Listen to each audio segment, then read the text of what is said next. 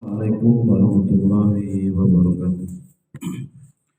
Innal hamdalillah nahmaduhu wa nasta'inuhu wa nastaghfiruh wa na'udzu billahi min shururi anfusina wa min sayyiati a'malina may yahdihillahu fala mudhillalah wa may yudlilhu fala hadiyalah. Asyhadu an la ilaha illallah wahdahu la syarikalah wa asyhadu anna Muhammadan abduhu wa rasuluh. Allah Ta'ala ba'da na'udzu billahi minasyaitonir rajim. Bismillahirrahmanirrahim. Ya ayyuhalladzina amanu taqullaha haqqa tuqatih wa la tamutunna illa wa antum muslimun. Kalau Rasulullah sallallahu alaihi wasallam taqilah summa kunta wa atsbi sayyi'atal hasanata tamhuha wa khaliqin nasa bi khuluqin hasanin. Puji dan syukur senantiasa marilah kita panjatkan kehadirat Allah Subhanahu wa taala atas segala curahan nikmat dan karunia-Nya. Alhamdulillah pada pagi hari ini kembali kita dapat bermajelis ilmu untuk melanjutkan pembahasan tentang 3 landasan utama usul salasah sampai pada poin yang ketiga,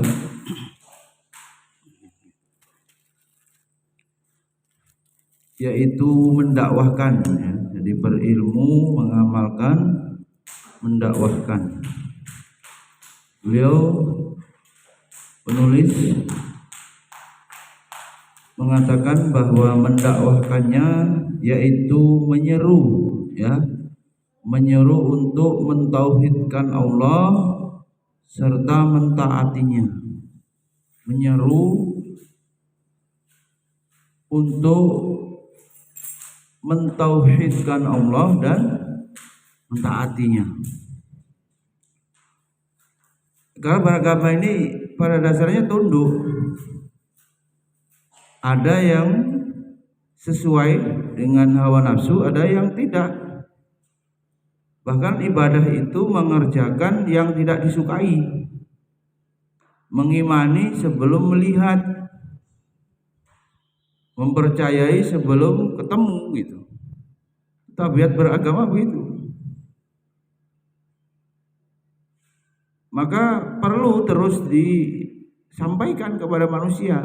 Karena tabiatnya manusia lupa, manusia kemudian lalai sampai pada kufur terhadap tugasnya, fungsinya. Allah Subhanahu wa taala perintahkan kul hadhihi sabili ad'u ila Allah ala basiratin ana wa manittaba'ani. Surat Yusuf ayat 108, katakanlah inilah jalan agamaku, aku dan orang-orang yang mengikuti, mengajak kamu kepada Allah, ya, dengan hujah yang nyata. Karena manusia jika sempurna potensi ilmiahnya, ini ilmiah berarti akalnya normal, kemudian dia bisa gunakan untuk berpikir, ya. Apalagi menggunakan standar ilmiah, ilmu pengetahuan rasional, empiris, bisa dibuktikan, ya, bisa diuji. Orang-orang yang pernah disampaikan itu yang cerdas, ya, secara intelektual, kemudian dia mudah untuk bisa menerima Islam, gitu. Jadi manusia yang memiliki potensi ilmiahnya yang tinggi, sempurna, potensi amalnya juga ikut baik, sehingga ia akan berusaha untuk membagi kebaikan tersebut kepada orang lain. Jadi pikirannya itu cahaya, gitu.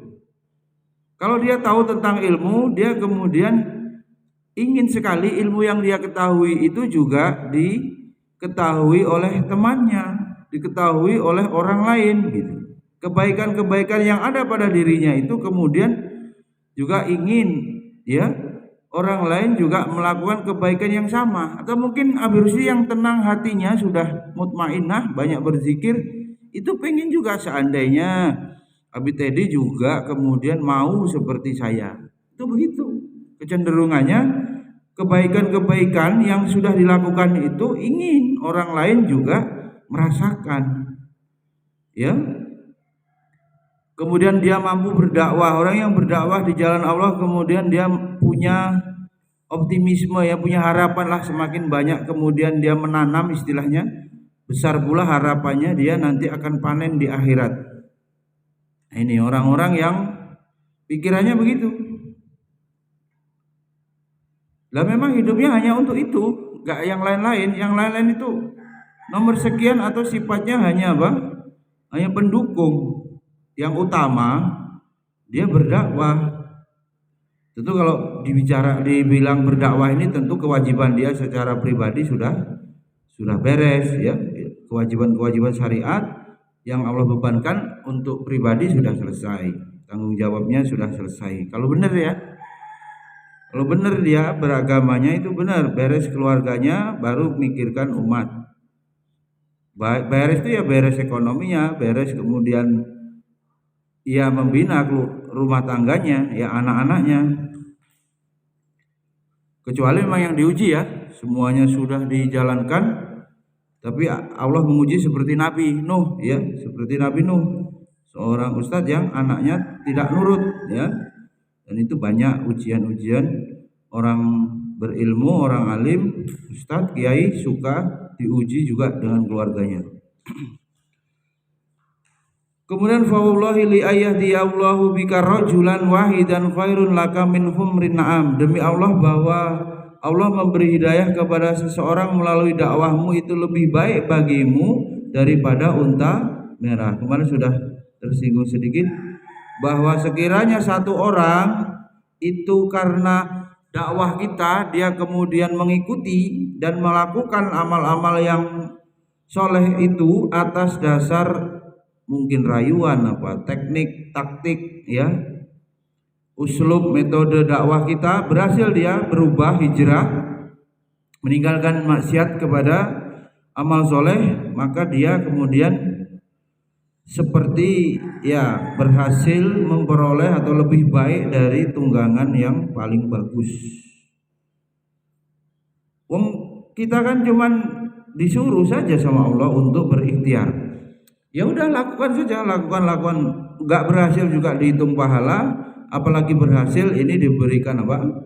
Iming-iming gitu. Karena kita cinta kepada Allah, kita mentauhidkan Allah, pengen orang juga, orang-orang, makhluk-makhluk yang lain, manusia-manusia yang lain juga kemudian mau mentaati, mentauhidkan Allah. Pikirannya begitu. Saking cintanya kita kepada Allah. Sebab Allah paling murka kalau dipersyarikatkan.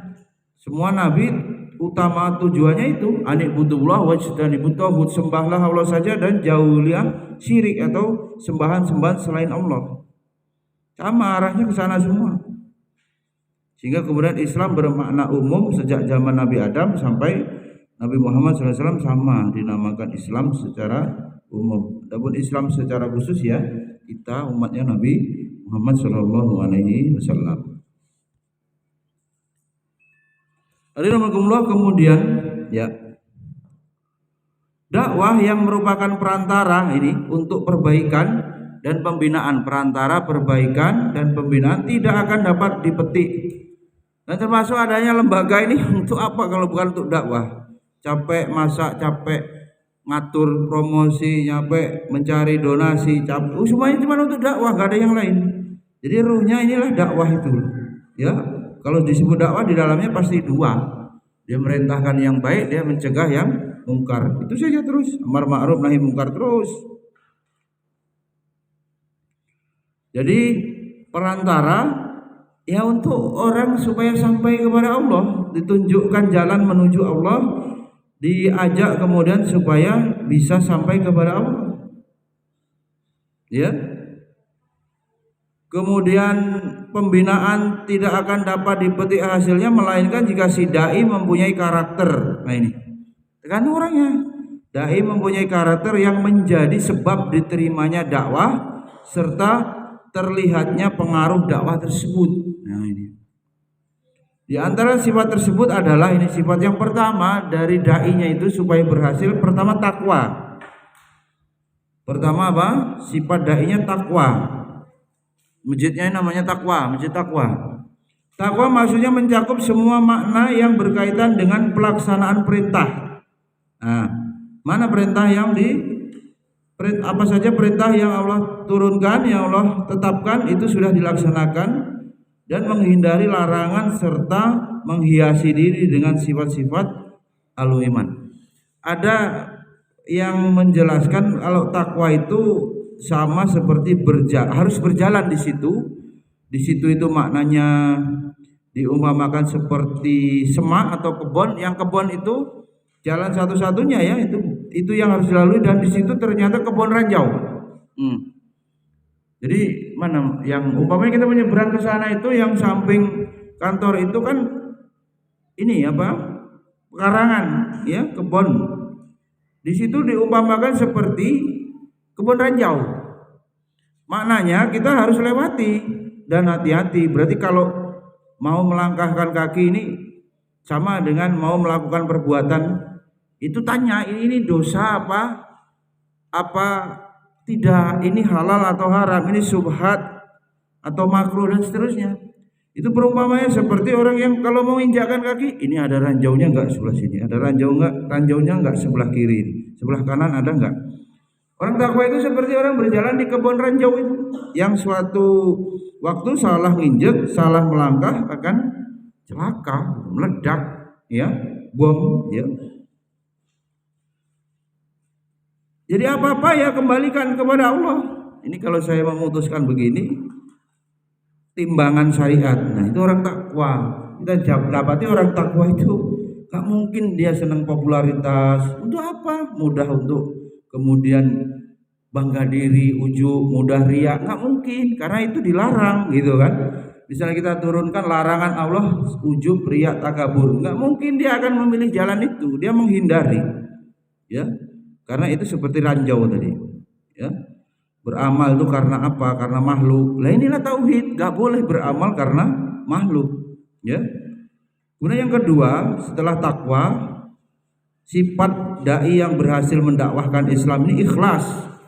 Apa yang saya sampaikan, tinggal sekuat apa keikhlasan yayasan, keikhlasan guru, pengasuh, pasti lembaganya pasti akan ditolong Allah. Kalau ikhlas sudah tidak ada, atau ikhlasnya berkurang atau separuh umpamanya dari 100 campur-campur, itu dalam berdakwah itu akhirnya apa? Juga hasilnya nggak ada. Pak Hartoyo sampaikan, biasanya lembaga kalau betul-betul ikhlas itu ada hasilnya. Hasil ini bukan berarti langsung dia matematikanya 100, bukan hanya itu ya. Malah kebanyakan itu mudah sombong kalau ilmu-ilmu umum itu dikuasai. Karena jalan sombong itu dengan kepemilikan, diantaranya kepemilikan ilmu. Yang berhasil di sini adalah semakin taat santrinya itu, alumninya itu mau juga berjuang, mau juga berdakwah gitu. Kembali melanjutkan tugas dakwah, estafet dakwah dia lanjutkan. Atau membawa keberkahan dalam kehidupan ini. Dia menjadi anak yang berbakti, anak yang soleh, ya, anak yang berguna di masyarakat, ya. Itu buah-buahnya, bukan piala, ya, belum tentu, ya, bukan ukurannya piala atau sertifikat, bukan. Sampai pada dia mau mendakwahkan Islam kembali, anak-anak alumni itu baru, ya. Ikhlas sering dikaji dalam berdakwah hanya mengharap wajah dan ridho Allah. Capek betul orang gak ikhlas itu. Ngapa lu kok gak ikhlas lu? Kurang apa Allah kepada kita? Dan terlalu remeh kalau diniatkan materi, dan sedikit dan kecil gitu loh. Kerja capek-capek mengajar kalau terganggu dengan gaji, rusak. Santri gak berubah, gaji cuman kecil, bisa jadi pengawas lembaga nggak puas gitu. Banyak sekali masalahnya. Wali juga bisa jadi kok anak saya malas sholat di rumah dan lain-lain ya, walaupun ada faktor lain, tapi itu juga kemudian dipikirkan ya. Apakah Allah ridho ya terhadap yang saya lakukan? Bagaimana itu kepastian ridho Allah? Berbuat baik kepada makhluknya setidaknya termasuk orang yang cinta yang sayang itu menunjukkan kepada hidayah. Jadi kalau orang itu salah dengan caranya ya, dengan kelemahannya mungkin bahasanya ada yang kasar atau ada mungkin dengan sedikit menggertak kan itu tipe orang. Ada tipe sahabat yang garang, ada tipe sahabat yang lembut, Utsman misalnya. Nah itu semuanya kalau kita pahami dia sebetulnya berupaya mengambil jalan dakwah, menasihati, menunjuki jalan kebenaran sekuat-kuatnya dia. Namanya juga orang punya kelemahan ya. Tapi aslinya yang perlu dicermati, oh niatnya sebetulnya baik itu. Niatnya itu baik. Tujuan akhirnya baik supaya kalau guru junior itu supaya berubah. Supaya menjadi pribadi yang disiplin namanya. Nah, berbuat baik kepada makhluknya itu begitu. Ketika abigale kepada diomel-omel itu justru malah sayang. Coba pernah nggak didiamkan oleh guru atau orang tua? Pernah nggak ditegur, dihajar istilahnya. Dihajar itu diboikot. Dibiarkan ya, tidak disapa, tidak diberikan, ya nggak ditanyain. Itu malah bingung tuh. Kalau kita kemudian paham, ya Allah, salah apa? Akan ini apa? Introspeksi salah apa gitu. Saya kemudian kok didiamkan. Nah itu kalau normal imannya lebih pusing didiamkan dan lebih enak kalau kemudian dicerewetin. Itu menandakan kepedulian.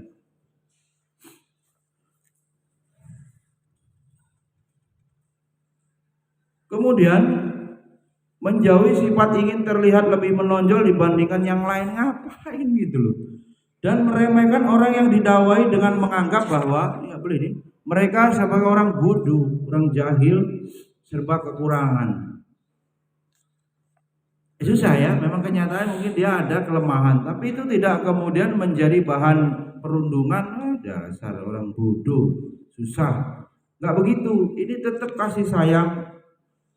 Nadzara fi aini rahmah, dengan pandangan mata kasih sayang ini susahnya ini. Satu sisi orangnya mungkin akan menjengkelkan, tapi sisi lain dai ustadznya harus terus memandang dengan penuh kasih sayang. Itulah Rasul begitu, berat ya, berat.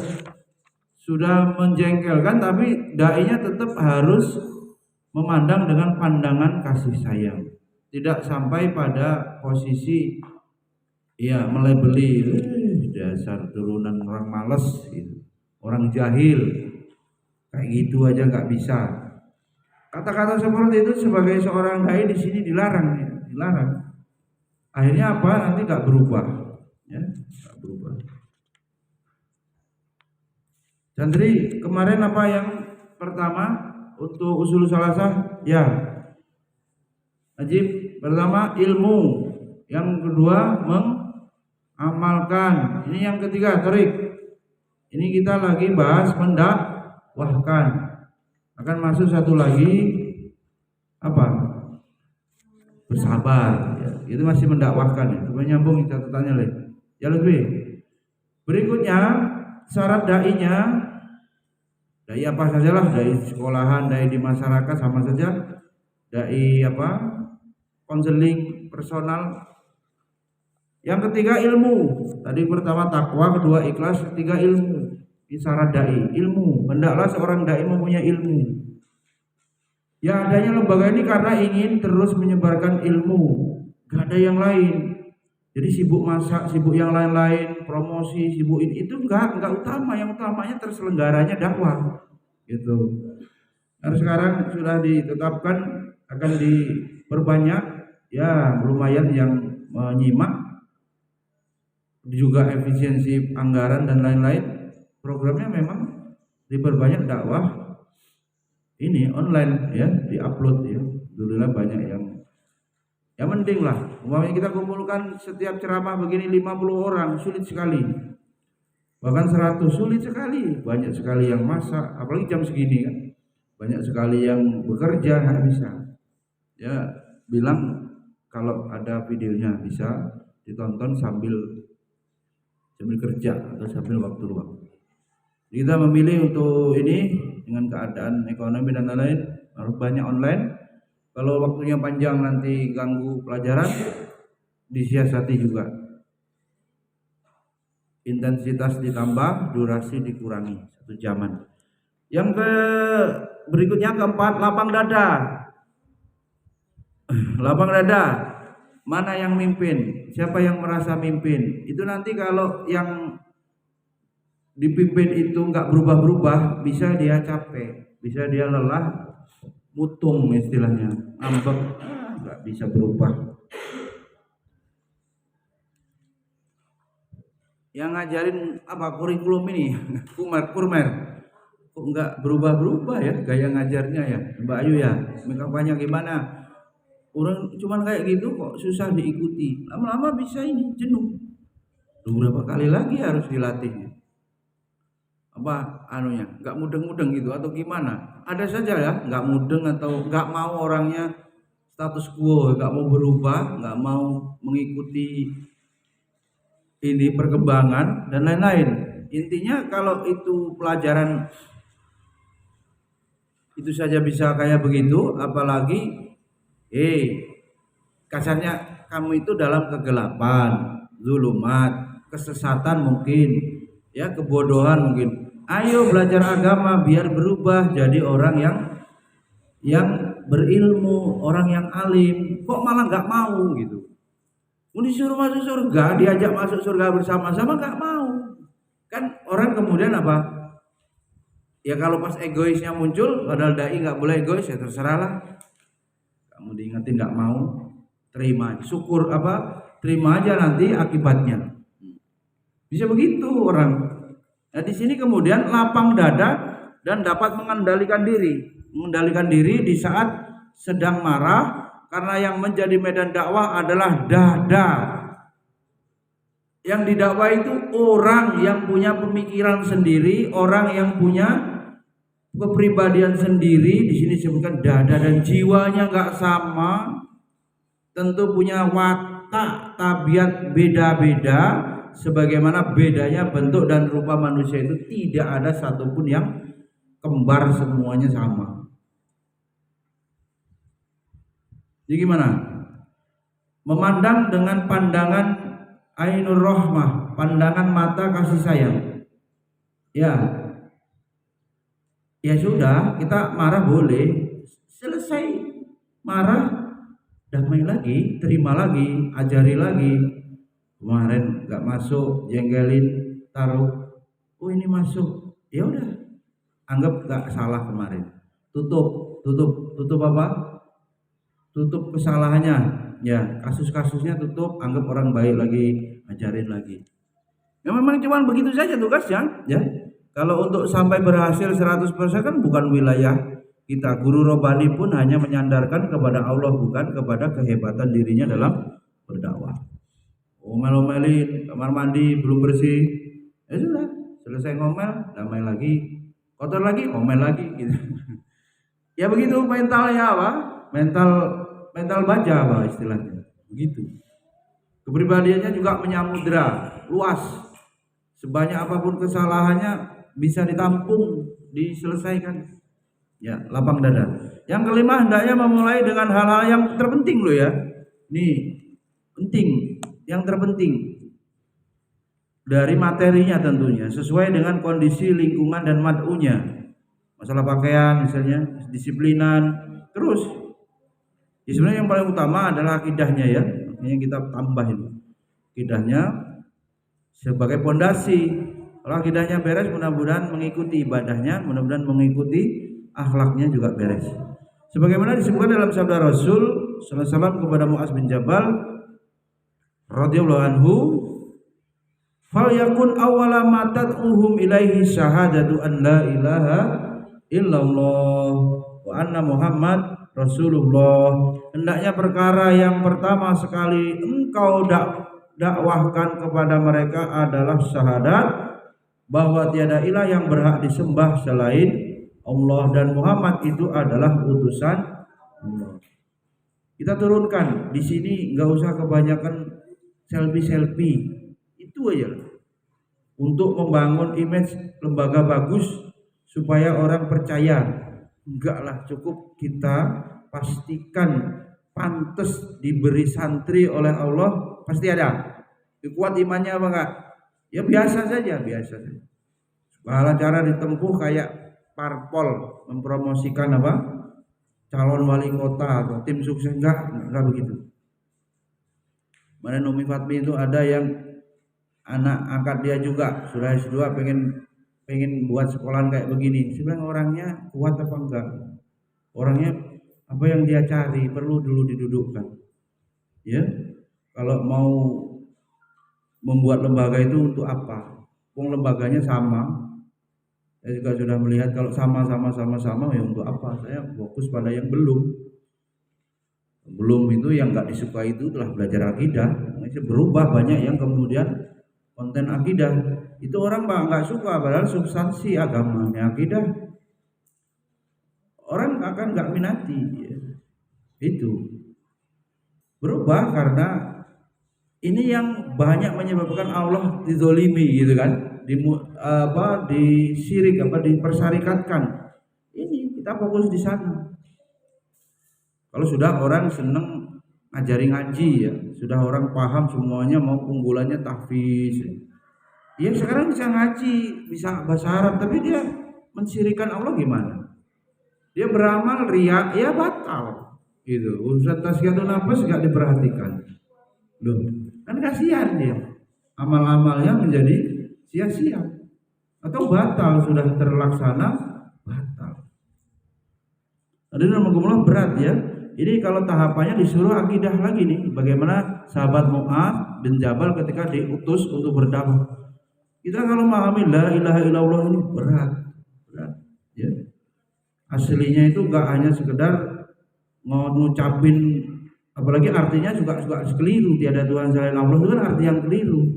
Yang betul adalah tidak ada sesembahan yang hak diibadahi dengan benar kecuali Allah. Ya santri, yang lama Buddha bihakin ilallah, bukan tiada Tuhan selain Allah. Terus kekeliruan, kalau tiada Tuhan selain Allah, semua Tuhan itu dianggapnya Allah, padahal setiap agama punya Tuhan dan itu bukan Allah. Yang Tuhan Allah hanya Tuhannya orang Islam. Berikutnya di dalam dakwahnya, ya harus menempuh metode yang ada landasannya dari Al-Quran Al-Karim. Ya iyalah, kita kan bukan dakwah kepada yayasan, kepada partai, kepada golongan. Sama kalau ayatnya sama. Dakwahnya ilallah, ud'u ila sabili rabbika bil hikmah. Jadi agak gimana kalau orang dilarang ngaji di sana, orang dilarang ngaji di sini, dan itu bukan sesat menurut MUI, kok nggak boleh taklim di masjid ini, nggak boleh di masjid itu, nggak boleh. Kenapa harus ke satu jalur? Itu model Islam jamaah kalau begitu. Kalau nggak dari gurunya nggak mangkul namanya. Coba belajar itu akidahnya. Belajarnya kalau nggak satu jalur dengan gurunya tidak sah. Juga ada begitu. Ya, kebenaran siapapun, bahkan dalam mahfudzatnya unzur man qala wala tanzur man qala. Lihat isi taklimnya itu, materinya, ayat apa bukan, hadis atau bukan. Jangan lihat siapa orangnya, tapi substansi materinya benar nggak. Ustaz itu bukan ukuran kebenaran itu menyesuaikan dengan Al-Quran dan hadis, baru itu kebenaran. Kalau ustaznya, maka ustaznya diuji, dia ini ngomong punya keyakinan begitu, ada nggak dasar-dasarnya, bener nggak dia hujahnya. Justru malah diuji, seorang ustaz terkenal sekalipun diuji dengan Quran dan hadis, dengan sumber hukum Islam. Bukan kemudian kalau sudah keluar dari ustaz itu otomatis semuanya benar, belum tentu. Ukuran kebenarannya harus jelas. Hikmah di sini kemudian ud'u ila sabili rabbika bil hikmah, ini hikmah ini luas, wal mau'izatil hasanah wajadilhum billati hiya ahsan. Hikmah adalah di sini diuraikan mengetahui kebenaran sekaligus mengamalkannya, tahu yang benar dan ngamalin. Itu syubhat tinggalin. Nggak apa-apa mati dalam keadaan miskin. Syubhat itu, harta itu tinggalin. Riba itu haram, tinggalin. Walaupun saya mati kelaparan, ya Allah, saya hambamu, Allah, Engkau telah menjamin rezeki untukku. Saya akan berusaha yang halal-halal saja. Saya nggak akan nyogok supaya sekolah ini punya izin, nggak akan. Mending saya disembelih mati, sekolah ini ditutup, nggak apa-apa. Kalau harus nyogok untuk mendapatkan izin sekolah, apa ini, izin program. Kemarin ada asesor ya, kawan saya itu asesor, bukan asesor ya, di atasnya ya, ban paut itu, ban paut. Asesor kan yang mereksa. Nah, ban itu anggotanya salah satunya dosen. Dosen itu menjadi anggota ban yang seleksi asesor, yang menugaskan. Ada 5 orang, salah satunya teman saya. Ini teman lama tapi nggak tahu kalau saya punya sekolahan. Tanya segala macamnya. Nanti akan ada bantuan, Ustaz, begini. Enggak lah, bantuan itu malah kita tolak. Sejatinya kita tidak mau. Dan mencari guru yang cuma mau menerima dengan gaji dari sumbernya SPP dan infak zakat itu saja. Kalau dia mengharapkan tunjangan, bisa. Sampai lembaganya tutup pun akan saya jalani, daripada harus begitu. Itu yang saya maksud. Ini versi saya ya. Saya tidak haramkan gaji pegawai negeri, tapi di sini kemudian tahu kebenaran, mengamalkan. Warok, hati-hati. Tentu itu pilihan orang. Nah, kita milih hati-hati. Itu namanya apa? Pengamalan warok. Bersih dan dalam itu. Warok itu hati-hati gitu. Apa yang masuk ke perut itu juga nanti kalau pengen ini makbul ya. Siapa yang pengen makbul doanya, itu hati-hati betul, yang masuk ke perut itu harus selektif. Begitu itu enggak bisa. Ya. Urusan yang berbau-bau ya KKN enggak bisa. Dan biasanya berikutnya dia akan mau berdakwah. Ya, harta haram itu menyebabkan doa tidak terkabul dan tidak ada semangat dia untuk berdakwah, itu enggak ada. Amar ma'ruf nahi munkar itu blas. Hidupnya cuma gitu-gitu aja. Makan, berkembang biak, apalagi menumpuk harta, gitu aja. Enggak ada dia mau menolong agama itu. Ya memang karena ibaratnya bahan bakarnya udah salah gitu. Sumbernya sudah bermasalah, enggak akan melahirkan orang. Kalaupun dia melakukan itu punya kepentingan lain, dia tidak murni. Nah, tadi yang pertama ikhlas tadi sulit. Apa hanya Allah saja? Kalau yang nyanyi itu gimana? Itu nyanyinya bilang hanya dianya itu siapa? Ya, senyum mau bilang itu hanya dianya Allah saja. Tidak ada lain. Tidak ada urusan sama lembaga ini. Lembaga memang ada aturan. Urusannya saya ini menjadi guru, Allah pilih saya ini saya sudah benar belum? Gitu aja harusnya. Ya.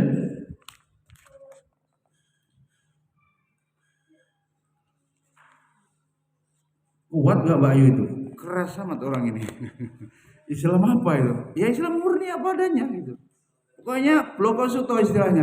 Ya hidup ini cuma menyampaikan Islam, nggak punya kepentingan memperbanyak jumlah yang sampai kayak target, enggak, udah gitu. Ada 2 ya diajar 2, kuatnya juga paling sejangkauan tangannya udah. Mati ya sudah gitu. Nggak gimana-gimana. Orang yang mau ngikuti ya syukur. Nggak mau ngikuti ya itu ujian hak Allah untuk tidak memberi hidayah orang itu. Ya tapi besoknya tetap diomongi lagi.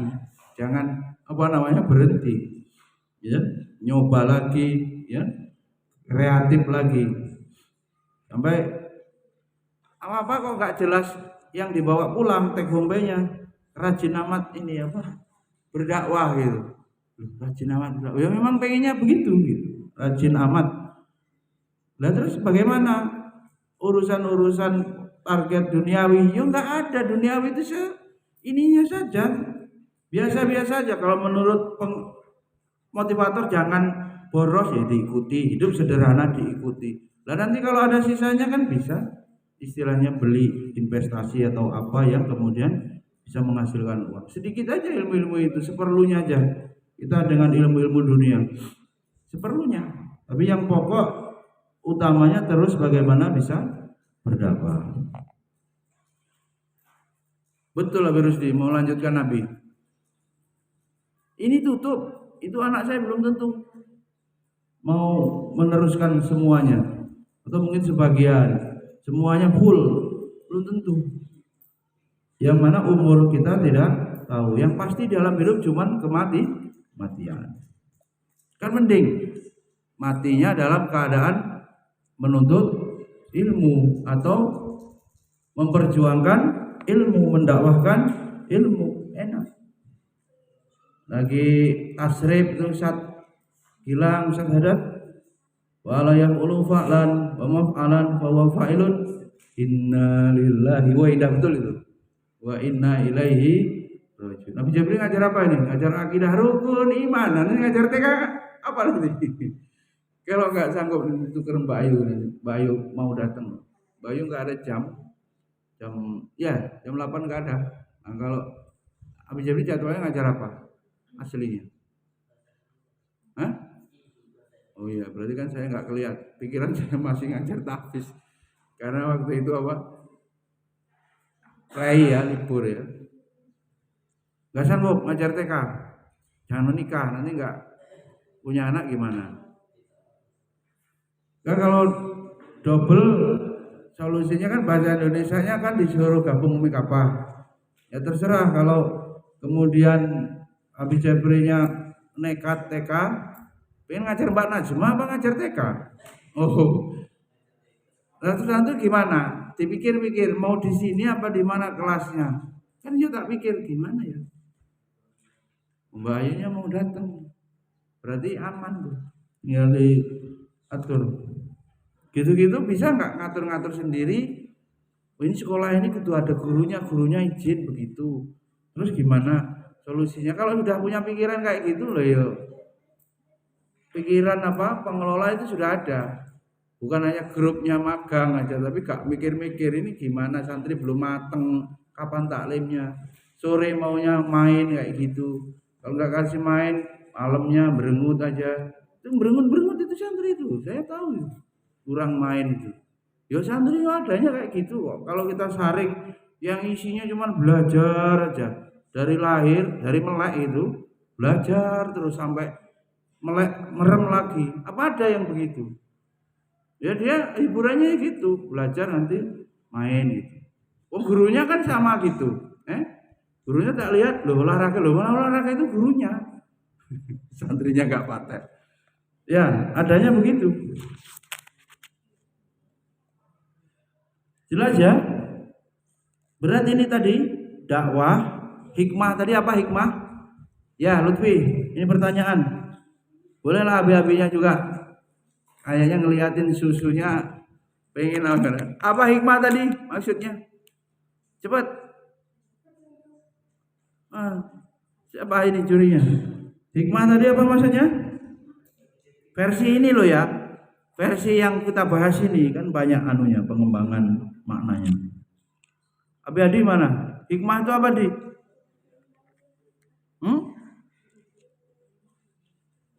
Kon kuliah dek ora gelem, ya Allah. Piye? Uminya berapa ini?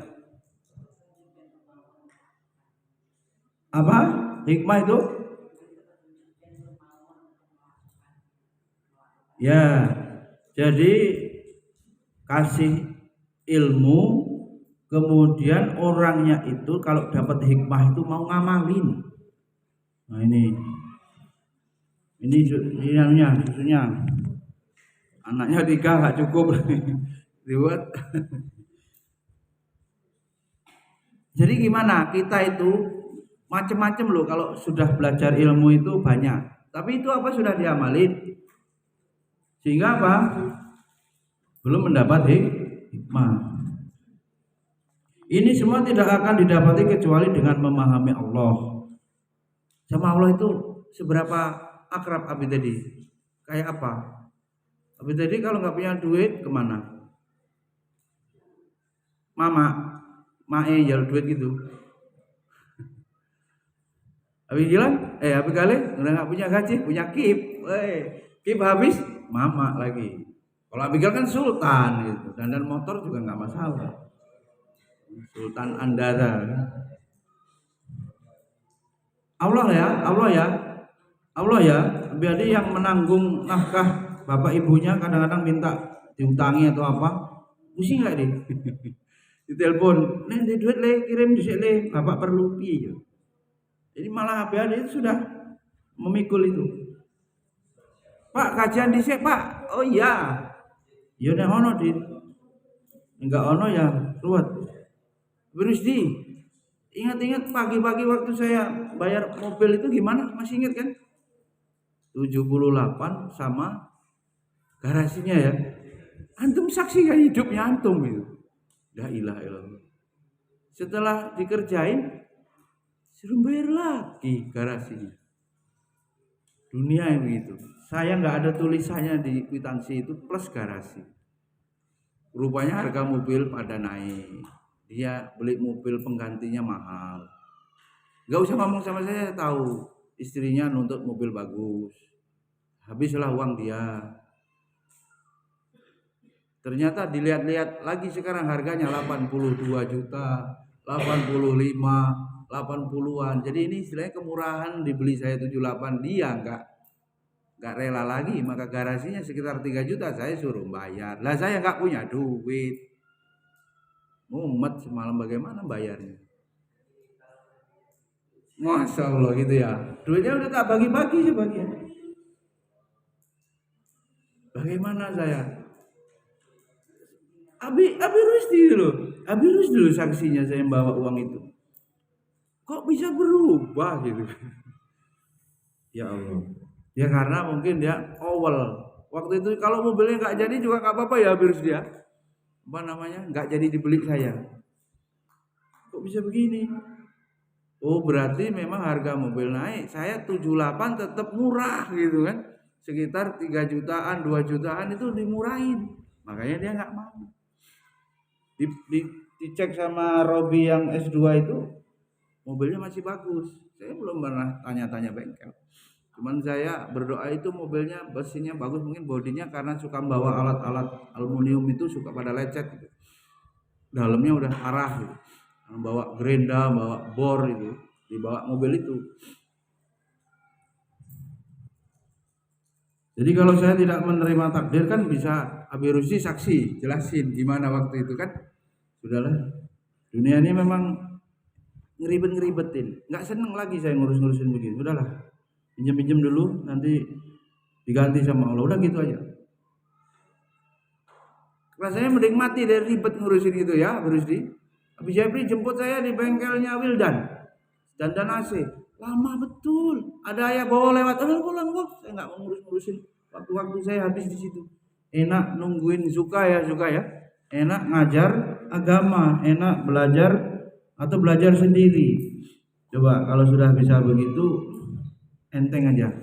Enteng hidup ini. Mbak Najwa udah siap nanti sore meninggal? Belum tuh. Belum menikah. Oh gitu. Bayu siap ya, udah nikah berarti. Umi Kapal lebih siap kayaknya. Nanti siang aja siap. Iya, karena mau berjumpa dengan Allah. Bukan kita minta mati secara kunjung. Ya sudah, maknanya manut semanut-manutnya kepada Allah, mau dipanggil kapanpun siap. Siap. Kayak itu apa? Jenderal Andika. Siap, benar, siap gitu. Kita mau mati siap gitu. Karena ada perintah matinya husnul khotimah dengan posisi apa? Berada dalam ketaatan, ya sudah, perbanyak ketaatan. Wal mau'izatil hasanah apa artinya? Perintah dan larangan yang disertai dengan dorongan ancaman. Ustaz Dasat tuh diwawancarai sama Akbar Faisal. Isinya Quran itu ya dua itu. Ya, basiro wa nadhiro. Dakwah itu memberikan kabar gembira dan ancaman, peringatan. Manusia sukanya begitu, kalau nggak diancam dengan seksa ya nggak berubah. Kalau nggak diiming-imingi, sebenarnya rendah ya. Masa mau menyembah Allah kalau ada pahalanya itu. Harus begitu kan? Ini mau bersedekah, mau sholat malam, minta untung gitu. Ada ceramah yang masa orang Islam ini apa-apa pengen badi, pengen untung sama Allah gitu. Sampai sholat duha pengen lancar rezeki, baca al-waqiah lancar rezeki. Masa gitu terus? Allah udah kasih semuanya. Kok ya kurang terus? Sama Allah kok segitu nemennya gitu. Sampai pada posisi apa kalau tidak diturunkan Al-Quran ini ekstrim Rusdi, apa kita nggak mau jadi orang baik gitu, yang berterima kasih Allah yang ngasih nyawa gitu kan begitu. Apalagi sudah ditegaskan di dalam Al-Quran, diberikan apa di sini, dorongan ya, penguatan, ancaman. Kok kita belum jadi orang baik, itu nunggu apa ya? Mau idotil hasanah wajadilhu billati hasan, yaitu tempuhlah jalan yang kira-kira akan mendapat sambutan, yakni tetap teguh memegang kaidah dakwah dan menjauhkan dari ini apa, keributan. Orang mau mancing nyari apa?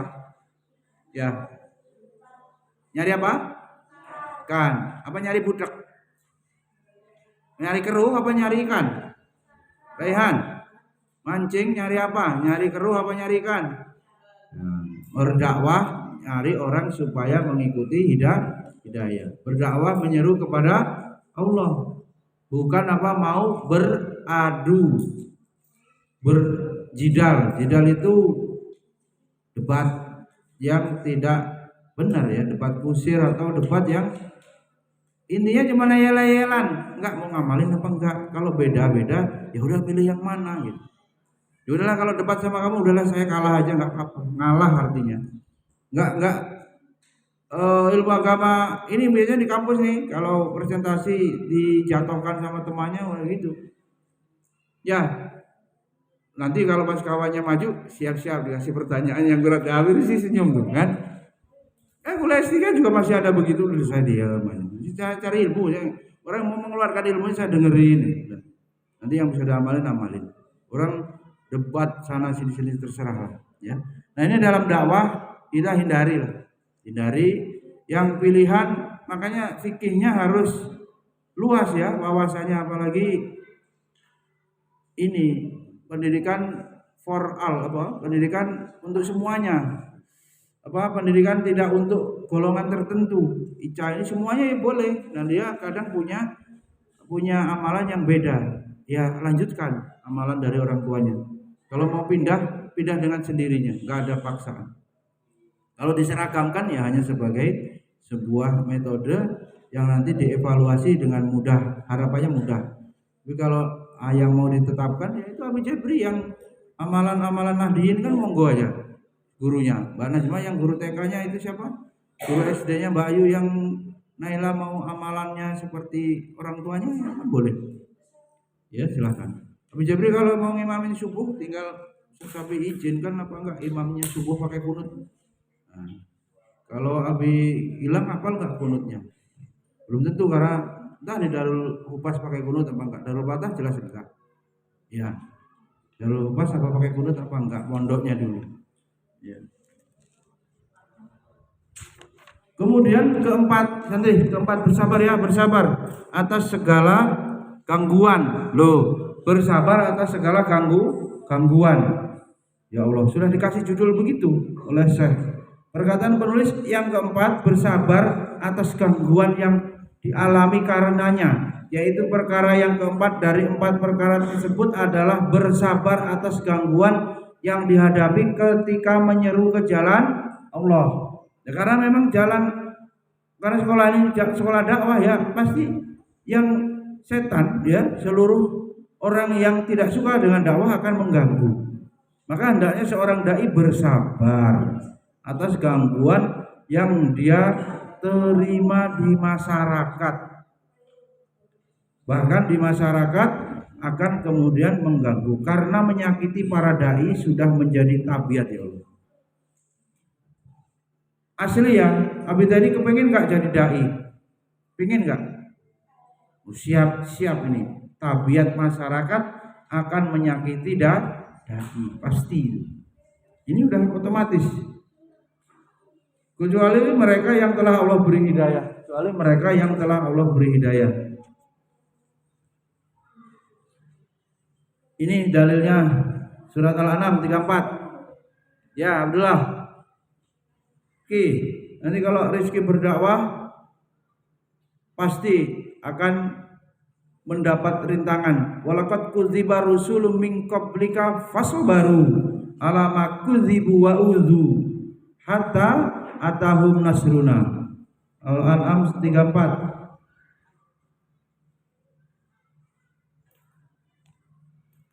Dan sesungguhnya walaqad kudziba telah didustakan setiap rasul min qablika sebelummu. Rasul-rasul dulu juga didustakan. Maka kemudian rasul itu fasabaru, bersabar. Didustakan itu bersabar. Ya, ala ma kudzibu, juga atas kedustaannya itu, pendustaannya, dan wa'udhu, penganiayaannya itu. Berapa tadi? Didustakan, terus diapakan? Dai itu dianiaya, sekarang dipenjara, disiksa. Ya, didustakan, omongan dai itu dianggap bohong. Kita ini ngajarkan kebenaran, kesel nggak? Dianggap apa bohong. Capek-capek begini, Abi Jabri dianggapnya omongan saya bohong misalnya. Abi Jabri telah ngajar, Abi Jabri itu bohong kata Rizky misalnya. Omongan ceramahnya itu bohong itu. Wah rasanya gimana itu? Orang ditunjukkan jalan kebenaran supaya mendapat petunjuk, malah dianggap dusta. Tuh. Tidak sampai di situ. Nabi itu akan kemudian atau dai itu akan diberikan apa? Penganiayaan, udhu, azab, disiksa, ya, dirintangi, bahkan sampai dibunuh, diganggu, ya, sampai penganiayaan terhadap dai-dai itu. Hatta atahum nasruna, sampai ini kekuatan dai akan datang pertolongan Allah kepada mereka para dai. Seorang dai wajib bersabar dalam berdakwah dan tidak menghentikannya. Jadi kalau banyak ujiannya, tetap dia tidak berhenti. Sabar atas segala penghalang dakwahnya dan sabar terhadap gangguan yang ia dapati. Gangguan yang ia dapati tetap ya sabar. Karena seorang dai meminta masyarakat agar mengendalikan syahwat. Lah orang pengen mengumbar syahwat, dai-nya malah melarang masyarakat menuruti syahwat. Ya mesti ganggu-ganggu gitu. Orang mau dugem diganggu, orang mau mabuk diganggu, orang mau zina diganggu. Diganggu dalam arti apa? Dilarang, didakwai. Ya mesti orang nggak terima. Ya. Namun kebanyakan manusia tidak mengimani cara dakwah ini. Oleh karena itu mereka mengerahkan segala potensi untuk menghalangi dan memerangi para juru dakwah. Itu sama ini, juru dakwah itu melanjutkan tugas Nabi, sama dia mendapatkan serangan. Ya bunayya aqimis sholata wa'mur bil ma'ruf wanha 'anil munkar wasbir. Surat Luqman juga kemarin kita bahas, ada perintah bersabar, termasuk nyuruh anak sendiri melakukan ibadah sholat dan menyuruh kepada kebaikan yang lain. Ternyata apa? Harus dibarengi wasbir ala ma asobak. Asobak ini yang menimpamu, sabar terhadap apa yang menimpamu. Ya apa saja, celaan, hinaan. Inna dzalika min azmil umur. Sesungguhnya yang demikian itu termasuk hal-hal yang diwajibkan oleh Allah. Maka seorang dai hendaklah mengikuti jejak para rasul yang mulia, yang telah Allah ceritakan kisahnya kepada kita berupa kesulitan-kesulitan. Nah, nanti kita sempatkan Qasasul Anbiya. Kita coba, itu sudah ada 3 jilid itu kitab kisah-kisah dalam Al-Quran untuk melanjutkan ya pendalaman terhadap 2/3 isi Quran kisah. Yang di sini juga ada hubung kaitnya. Bacalah kisah-kisah jejak Rasul terdahulu yang mereka berdakwah itu kayak apa, yang diterima atau mendapatkan ujian seperti apa. Kita disuruh baca kesulitan-kesulitan apa yang dijumpai oleh para rasul dalam berdakwah. Kemudian kesempitan yang mereka rasakan karena berpalingnya orang-orang dari dakwah. Sesak, orang-orang disuruh didakwai nggak mau, ya. Melalui ucapan dan perbuatan, sementara jalan masih panjang dan pertolongan Allah ternyata belum diberikan, masih belum datang. Wasbir kama sobaru wasbir kama sobaro ulul azmi minar rusul. Kemarin kita ada pertanyaan siapa ulul azmi ya ini. Maka bersabarlah kamu seperti orang-orang yang mempunyai keteguhan hati dari rasul-rasul yang ulul azmi itu. Dan Allah Ta'ala menjadikan kesudahan yang baik untuk orang yang bertakwa, wal akibatu lil muttaqin, dan akhir yang baik bagi orang-orang yang bertakwa. Dia telah menetapkan pertolongan bagi para penyeru kebenaran. Ya, sampai di sini mudah-mudahan bermanfaat. Subhanakallahumma wa bihamdika asyhadu an la ilaha illa anta astaghfiruka wa atubu ilaik. Assalamualaikum warahmatullahi wabarakatuh.